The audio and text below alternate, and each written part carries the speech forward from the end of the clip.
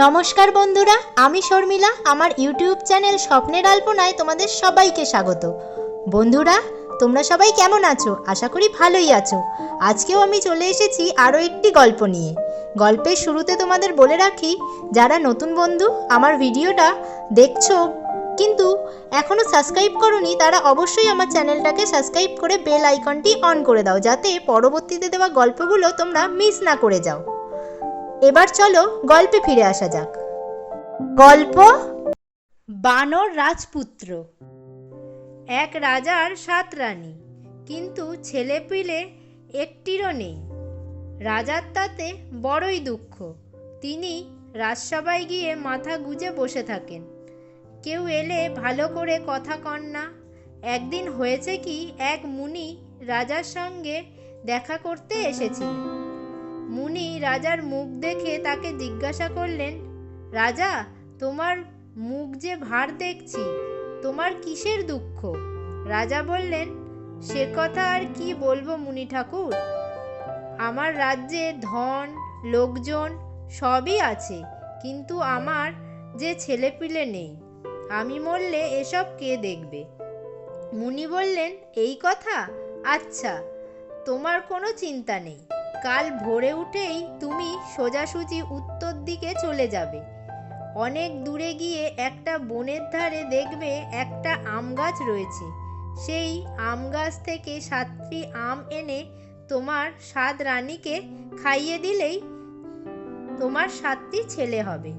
কিন্তু খবরদার, আম নিয়ে আসার সময় পিছন ফিরে তাকাবে না যেন। এই কথা বলে মুনি চলে গেলেন। তারপর দিন গেল, রাত গেল, ক্রমে রাত ভোর হলো। তখন রাজামশাই তাড়াতাড়ি বিছানা থেকে উঠে সোজাসুজি উত্তর দিকে চলতে লাগলেন। যেতে যেতে অনেক দূর গিয়ে তিনি দেখলেন সত্যি সত্যি বনের ধারে একটা আম গাছ আছে। তাতে পাকা পাকা 7টি আমও দেখতে পাওয়া যাচ্ছে। সেই বনে তিনি কতবার শিকার করতে এসেছেন, কিন্তু আম গাছ কখনো দেখতে পাননি। যাই হোক, তিনি তাড়াতাড়ি সেই আম গাছে উঠে 7টি আম পেড়ে বাড়িতে ফিরে চললেন। খানিক দূর যেতে না যেতেই শুনলেন কে যেন পিছন থেকে তাকে ডাকছে, ওগো রাজা, ফিরে চাও, আরো আম নিয়ে যাও। মুনি যে সাবধান করে দিয়েছিলেন সে কথা রাজার মনে ছিল না। তিনি পিছন থেকে ডাক শুনে তাকিয়েছেন, আর অমনি আমগুলো তার হাত থেকে ছুটে গিয়ে আবার গাছে ঝুলে পড়েছে। কাজেই রাজামশাইকে আবার গিয়ে গাছে উঠে আমগুলো পেড়ে আনতে হলো। এবার আর তিনি কিছুতেই মুনির কথা ভুললেন না। তিনি চলে আসবার সময় পিছন থেকে তাকে কত রকম করে ডাকতে লাগলো। চোর চোর বলে কত গালও দিল। রাজামশাই তাতে কান না দিয়ে বাড়ির পানে ছুটলেন। বাড়ি এসে রানীদের হাতে 7টি আম দিয়ে রাজামশাই বললেন, তোমরা 7 জনে এই 7টি আম খাও। ছোট রানী তখন সেখানে ছিলেন না। বড় রানীরা 6 জনে মিলে তাকে কিছু না বলেই সবকটি আম খেয়ে ফেললেন। ছোট রানী এর কিছুই জানতে পারলেন না, কিন্তু তার ঝি সব দেখল। বড় রানীদের খাওয়া হয়ে গেলে সে আমের ছালগুলো চুপি চুপি কুড়িয়ে নিয়ে গেল। সেই ছালগুলো ধুয়ে ছোট রানীর হাতে দিয়ে বলল, মা, এই ওষুধটা খাও, তোমার ভালো হবে। ওষুধ খেতে হয়, তাই ছোট রানী আর কোনো কথা না বলে সেটা খেয়ে নিলেন। তারপর বড় রানীদের সকলেরই এক একটি সুন্দর খোকা হলো। রাজা তাতে খুশি হয়ে খুব ধুমধাম করে গান বাজনা করালেন। ছোট রানীরও একটি খোকা হলো, কিন্তু সেটি হলো বানর। বানর দেখে রাজা চটে গেলেন, গিয়ে ছোট রানীকে বাড়ির থেকে তাড়িয়ে দিলেন। দেশের লোকের তাতে বড়ই দুঃখ হলো। তারা একটি কুঁড়ে বেঁধে ছোট রানীকে বলল, মা, তুমি এখানেই থাকো। সেইখানেই ছোট রানী থাকেন। বানরটি সেখান থেকে দিন দিন বড় হচ্ছে। সে মানুষের মতো কথা কয়, আর তার এমনই বুদ্ধি যে কোনো কথা তাকে শিখিয়ে দিতে হয় না। যখন যে কাজের দরকার অমনি সে তা করে। সারাদিন সে গাছে গাছে ঘুরে বেড়ায়, সেখানে থেকে ফল দেখে আর তা পেড়ে খায়। খুব ভালো লাগলে মার জন্য নিয়ে আসে। তাকে কেউ কিছু বলে না। কারুর গাছের ফল খেতে গেলে সে ভারী খুশি হয়ে ভালো ভালো ফল দেখিয়ে দেয়। তার বুদ্ধি দেখে সকলে আশ্চর্য হয়ে যায়। এমনি করে দিন যাচ্ছে। বড় রানীদের 6টি ছেলেও এখন বড় হয়েছে। তারা বানরকে হিংসা করে। সে তাদের সঙ্গে খেলা করতে গেলে তাকে মেরে তাড়িয়ে দেয়। তারপর একদিন বানরটি দেখল যে বড় রানীদের ছেলেদের জন্য মাস্টার এসেছে। তারা পুঁথি নিয়ে তার কাছে পড়ে। তা দেখে বানর গিয়ে তার মাকে বলল, মা, আমাকে পুঁথি এনে দাও, আমি পড়ব।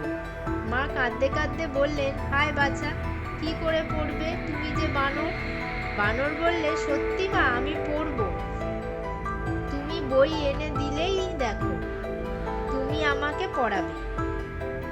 বাঁদর এমনই বুদ্ধি, যে বই পায় সে দুদিনে পড়ে শেষ করে ফেলে। সে 2 বছরে মস্ত পণ্ডিত হয়ে উঠল। বড় রানীদের ছেলেরা তখনও 2-3খানি বই শেষ করতে পারেনি। রোজ খালি মাস্টারের বকুনি খায়। সে কথা শুনে রাজা একদিন বলল, বটে, বানরের এমনই বুদ্ধি, নিয়ে এসো তো তাকে, আমি দেখব। বানর কিছুতেই ভয় নেই। রাজা ডেকেছেন শুনে সে অমনি তার কাছে উপস্থিত হলো।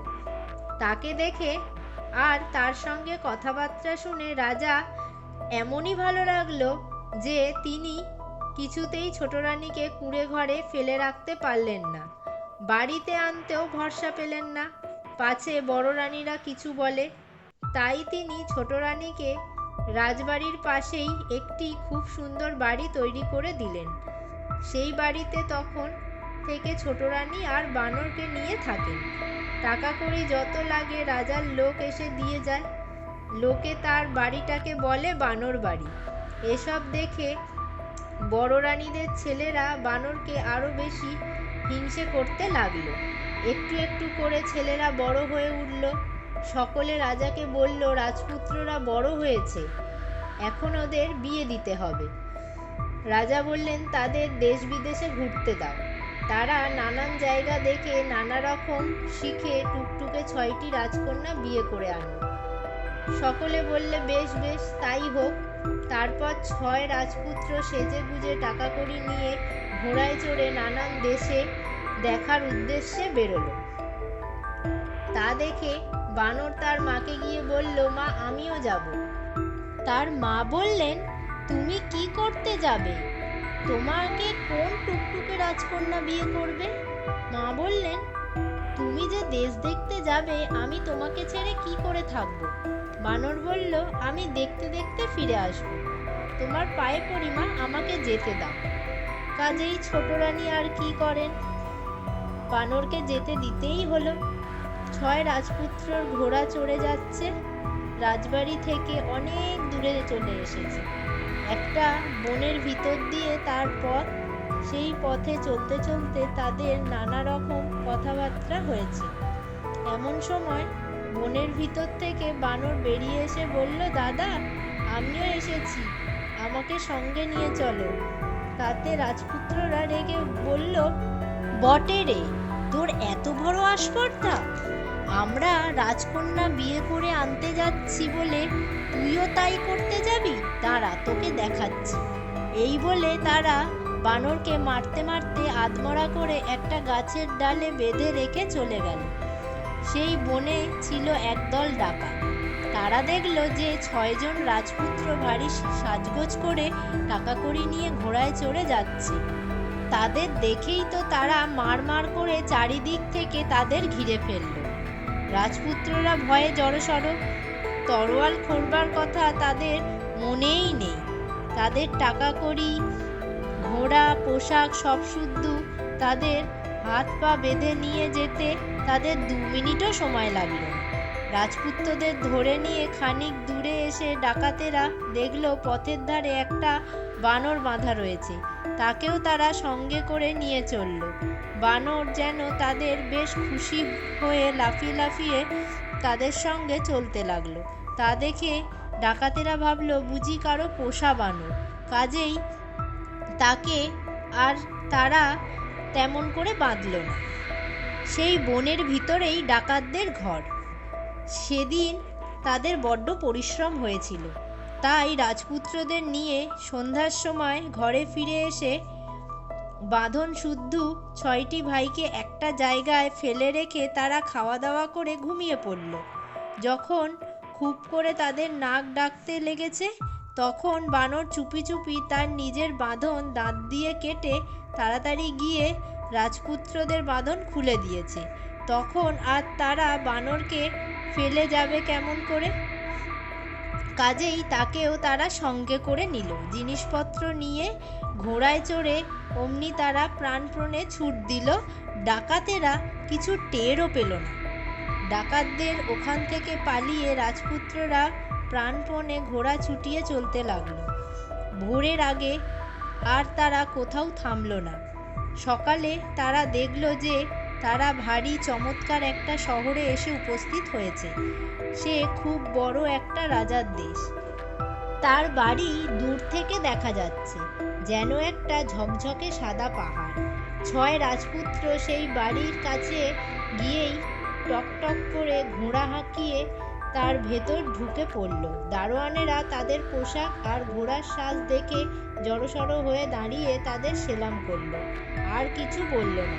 বানর কিন্তু জানে যে সে সেখানে গেলেই তাকে ধরে ফেলবে, তাই সে রাজবাড়ির পিছন দিকে গিয়ে খিড়কির পুকুর ধারে শুয়ে রইল। সেই দেশের রাজারও ছিল 7 রানী। তাদের বড় 6 ছিল ভারী হিংসুটে আর দেখতে বিশ্রী, আর ছোটটি ছিল পরীর মতো সুন্দর আর বড় লক্ষ্মী। বড়রা রাজাকে মিছিমিছি নানান কথা বলে ছোট রানীকে ঘর থেকে তাড়িয়ে দিয়েছিল। তিনি খিড়কির পুকুর ধারে একটি কুঁড়ের ভিতরে থাকতেন। রাজা তাই কোনো খবরও তার নিত না। বড় 6 রানীর 6টি মেয়ে ছিল, তাদেরও দেখতে ছিল ঠিক তাদের মায়ের মতো, আর তাদের মনও ছিল তেমন। আর ছোট রানীর যে মেয়েটি ছিল সেও ছিল ঠিক তার মায়ের মতো, তেমনি সুন্দর তেমনি লক্ষ্মী। তা হলেই বা কি হয়? বড় রানীরা রাজাকে বুঝিয়ে দিয়েছিল যে ছোট রানীর মেয়েটা পাগল, কালো, কুঁজো, কানা, খোঁড়া, কালা আর বোবা। সেই খিড়কির পুকুরের ধারে সেই ছোট রানীর কুঁড়ে ঘরের কাছে বানর গিয়ে শুয়ে রয়েছে। খানিক বাদে বড় রানীদের 6 মেয়ে 6টি ঘটি নিয়ে সেখানে স্নান করতে এলো। ছোট রানীর মেয়েটিও তার ছোট্ট ঘটি নিয়ে এলো। তারা স্নান করে চলে আসার সময় সেই মেয়েটি ঘটি থেকে কেমন করে খানিকটা জল বানরের গায়ে পড়ে গেল। অমনি বড় রানীর 6 মেয়ে হাততালি দিয়ে চেঁচিয়ে বলতে লাগলো, ওমা ওমা, তোমরা দেখে এসো, ছোট রানীর মেয়ে বাঁদরকে বিয়ে করেছে। বড় রানীরাও তা শুনে ছুটে এসে বলতে লাগলো, তাই তো তাই তো, ছোট রানীর মেয়ে বানরটাকে বিয়ে করেছে।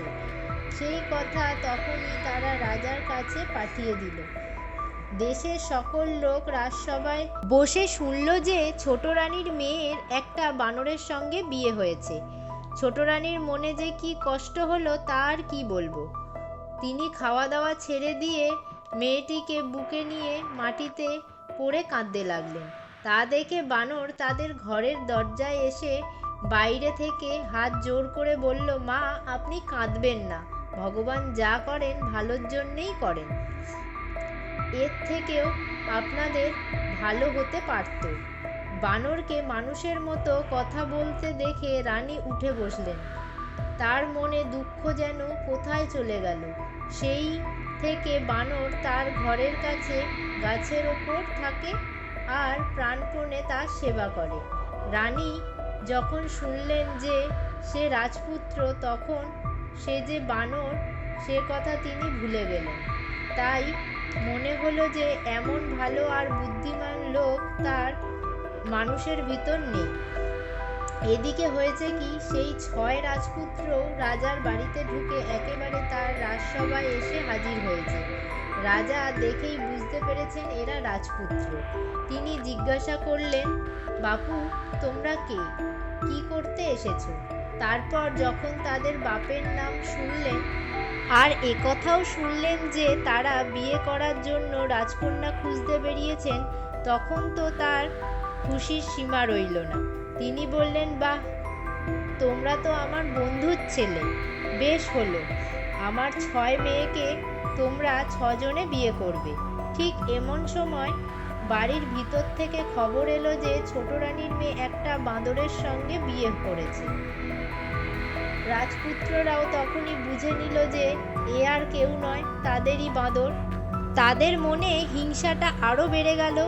বাঁদর এসে তাদের আগেই রাজার মেয়ে বিয়ে করে ফেলল।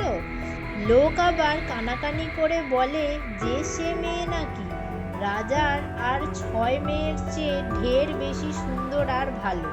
এ কথা শুনে তারা যতই ভাবে ততই খালি হিংসায় জ্বলে মরে। যাই হোক, রাজার 6 মেয়ের সঙ্গে তো তাদের 6 জনের বিয়ে হয়ে গেল। তারপর ঝকঝকে ময়ূরপঙ্খী সাজিয়ে ঢাকঢোল বাজিয়ে তারা বউ নিয়ে দেশে চলল।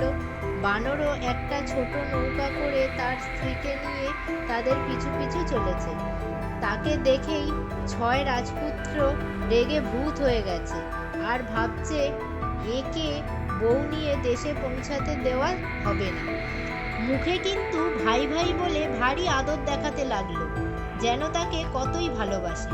শেষে যখন বাড়ির কাছে এসেছে তখন রাত্রে ঘুমের ভিতর বেচারার হাত পা বেঁধে তাকে জলে ফেলে দিল। ভাগ্যিস ছোট বউ টের পেয়ে তাড়াতাড়ি একটা বালিশ ফেলে দিয়েছিল, তাই সেটাকে ধরে অনেক কষ্টে সে কোনো মতে ডাঙায় উঠল, নইলে সে যাত্রায় তার উপায় ছিল না। তারপর সকালবেলায় নৌকা এসে ঘাটে লাগলো। রাজা খবর পেয়ে ছেলে বউদের আদর করে ঘরে নিতে এলেন। 6 ছেলে এসে তাকে প্রণাম করল। রাজা তাদের জিজ্ঞাসা করল, আমার বানর কই? তারা বলল, সে জলে ডুবে মারা গিয়েছে। বানর তো মরেনি, সে নদীর ধারে তাদের আগেই ঘাটে এসে গাছের আড়ালে লুকিয়েছিল। ওরা যে জলে ডুবে মারা গেছে বলতেই বানর আড়াল থেকে বেরিয়ে এসে রাজাকে প্রণাম করে বলল, আমি মরিনি বাবা, ওরা আমার হাত পা বেঁধে আমাকে জলে ফেলে দিয়েছিল, আমি অনেক কষ্টে বেঁচে এসেছি। তখন তো রাজপুত্রদের মুখ চুন। রাজা ভয়ানক রেগে তাদের বললেন, বটে, তোদের এই কাজ, দূর হ তোরা আমার দেশ থেকে, আর তোদের মুখ দেখব না। এই বলে দুষ্টু ছেলেগুলোকে তাড়িয়ে দিয়ে রাজা আদরের সহিত বানর ও ছোট বউকে ঘরে নিয়ে এলেন। বানরের মা ছেলেকে ফিরে পেয়ে আর এমন সুন্দর লক্ষ্মী বউ পেয়ে যে কত খুশি হলেন তা বুঝতেই পারো। তারপর খুব সুখেই তাদের দিন কাটতে লাগলো। এর মধ্যে হয়েছে কি, বৌমা দেখলেন যে বানর শুধু দিনের বেলায় বানর সেজে বেড়ায়, রাত্রে এসে বানরের ছাল খুলে ফেলে দেবতার মতো সুন্দর মানুষ হয়। এ কথা তিনি ছোট রানীকে বললেন। ছোট রানী আবার রাজাকে জানালেন। রাজা তো শুনেই ভারী আশ্চর্য হয়ে এসে বললেন, বৌমা, তুমি এক কাজ করো, আজ রাত্রে যখন সে বানরের ছাল খুলে ঘুমাবে তখন তুমি সেই ছালকে পুড়িয়ে ফেলবে। সেদিন বানরের শোবার ঘরের পাশে ঘরে মস্ত আগুন জ্বেলে রাখা হলো। বানর তা জানতে পারল না। তারপর রাত্রে সেই ছাল খুলে রেখে সে ঘুমিয়েছে। অমনি রাজকন্যা চুপি চুপি নিয়ে সেটাকে সেই আগুনে ফেলে দিয়েছে। সকালে বানর উঠে দেখে তার ছাল নেই। তখন সে তো ধরা পড়ে গিয়ে খুবই ব্যস্ত হলো, কিন্তু ব্যস্ত হয়ে কি হবে, আর বানর হবার জো নেই। দেখতে দেখতে সেই খবর দেশময় ছড়িয়ে পড়ল, আর ছেলে বুড়ো সকলে ছুটে এসে সব দেখে খুশিতে নাচতে লাগলো। এই গল্পটা তোমাদের কেমন লাগলো সেটা কমেন্টে লিখে জানাতে ভুলো না কিন্তু। ভালো লাগলে লাইক ও শেয়ার করো। আর আজকের গল্প এই পর্যন্তই থাক। দেখা হচ্ছে পরের ভিডিওতে আরেকটি গল্প নিয়ে। ততক্ষণ পর্যন্ত তোমরা সবাই ভালো থাকো এবং সুস্থ থাকো।